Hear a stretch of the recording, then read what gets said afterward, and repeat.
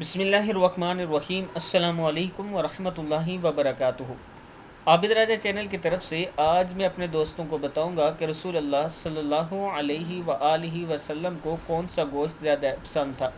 اس سے پہلے میں اپنے تمام دوستوں سے گزارش کروں گا کہ اگر آپ نے ابھی تک میرے چینل عابد راجہ کو سبسکرائب نہیں کیا تو ضرور کر لیں۔ تو شروع کرتے ہیں آج کا لیسن۔ بسم اللہ الرحمن الرحیم۔ رسول اللہ صلی اللہ علیہ وآلہ وسلم کا پسندیدہ گوشت۔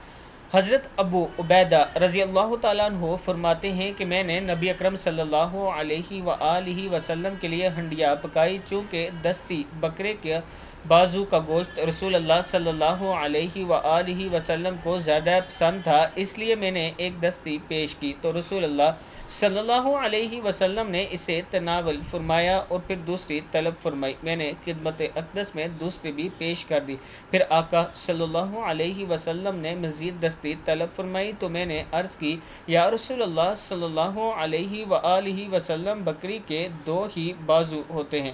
تو رسول اللہ صلی اللہ علیہ وآلہ وسلم نے ارشاد فرمایا، اس ذات کی قسم جس کے قبضے میں میری جان ہے، اگر تم خاموش رہتے تو جب تک میں دستی مانگتا رہتا مجھے دی جاتی رہتی، یعنی ہنڈیا سے اللہ کے حکم سے ملتی رہتی۔ کتاب کا حوالہ یہ نیچے موجود ہے، آپ دوست دیکھ سکتے ہیں۔ میں اپنے دوستوں سے گزارش کروں گا کہ اس ویڈیو کو آگے آپ دوستوں نے ضرور شیئر کرنا ہے۔ السلام علیکم ورحمۃ اللہ وبرکاتہ۔